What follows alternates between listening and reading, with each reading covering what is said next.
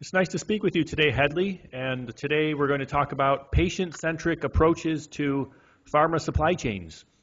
Can you start by providing a brief background of yourself? Yeah, sure. Thanks, Dustin. Well, I'm a sort of qualified production engineer of 30 years now. I've been working in the pharmaceutical and tech industry, both in permanent positions and as a consultant.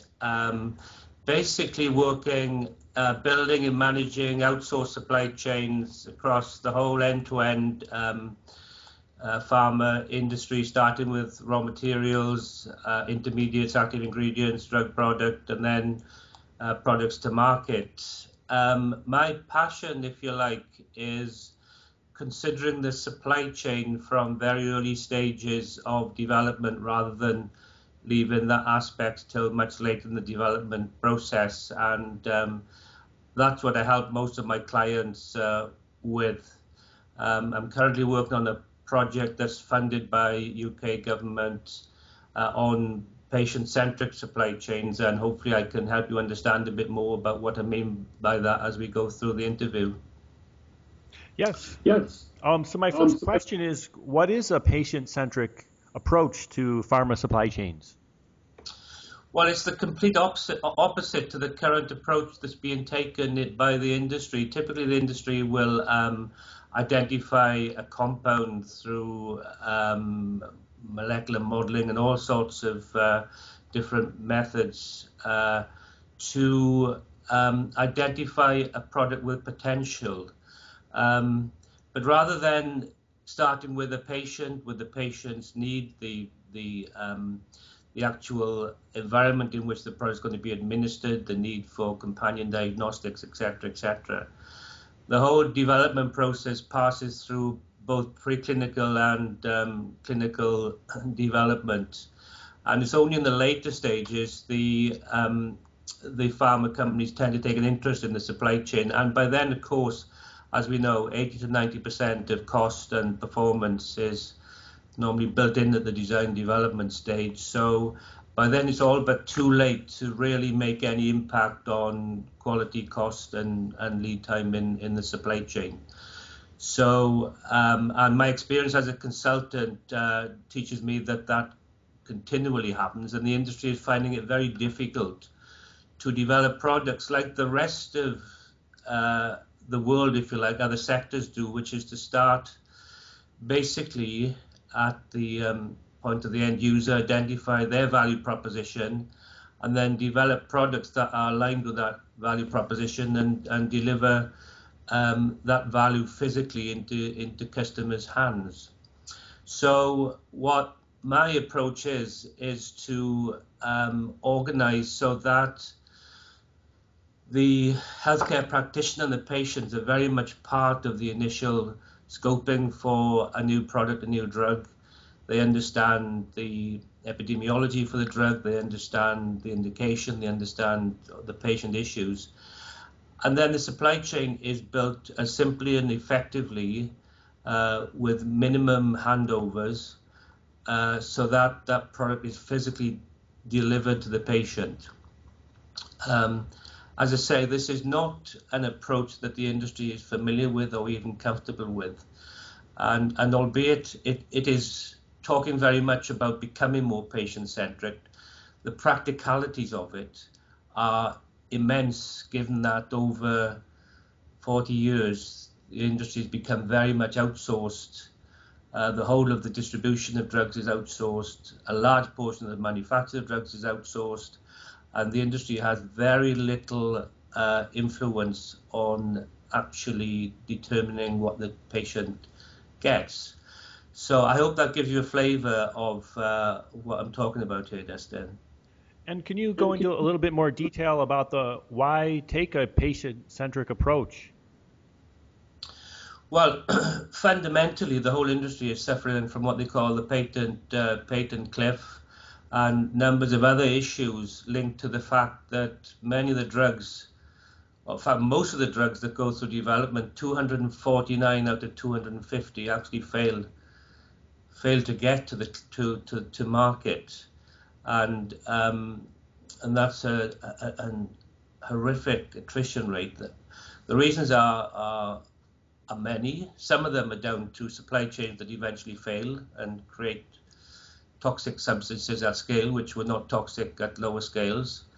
But also there's a lot of activity going on in the later stages, but not in the early stages, where things can actually be influenced.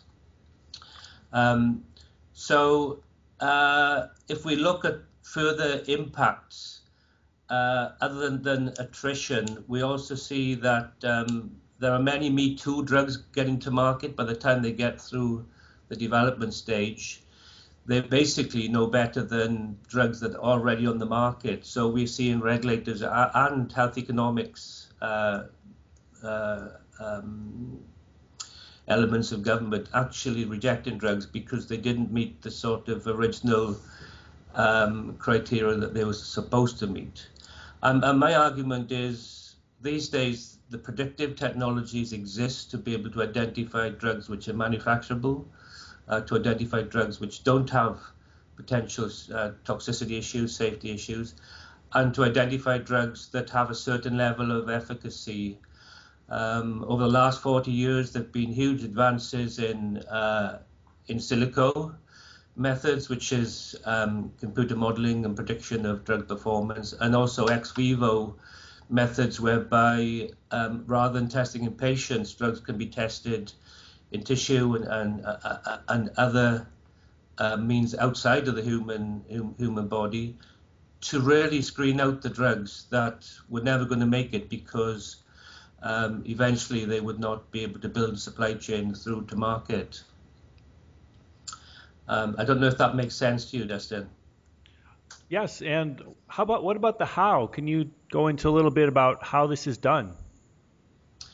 Yeah, well, I'm working with a company at the moment. As I say, it's UK funded, and it's a consortium of the National Health Service. So we have one of the largest trusts in the UK engaged. So we have a leading specialist in the particular indication actually explaining how the procedures are carried out, so that the manufacturer gets a very clear idea of how the product's used, the critical success factors, the critical to quality aspects, and they get a much better understanding of if their product actually has a potential in the market, and also what characteristics it would have to deliver the value that the surgeon and the healthcare practitioner is looking for, which ultimately benefits the patient. So that provides a voice of the customer for the manufacturer, and we're all familiar with the voice of well, many of us are familiar with the voice of the customer and the importance of doing that before policy is deployed into a manufacturing organization. But along with that, we have Cranfield University, who are providing the medical innovation, the access to the theory and practice of innovation, and the fact that invention is very much different to innovation, and innovation is really all about making commercial advantage of ideas and inventions. And then we have the manufacturers themselves, who really can learn from the voice of the customer and help build an integrated supply chain that constantly refers back to, is this delivering value for our end user? So it's about involving, in the development process, early stage, it's about involving patients, healthcare practitioners, surgeons, physicians, marketing, procurement, supply chain. All those people who are going to be involved in the process of bringing drugs to market needs to be involved at that early stage.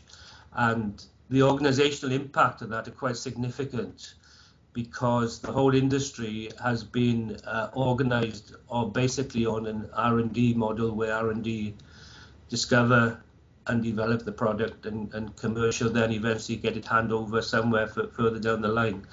That model has to be turned on its head before we can really see effective supply chains in pharmaceuticals, biotech, and life sciences. Well, thanks, Hedley, for sharing your views on patient-centric approaches to pharma supply chains.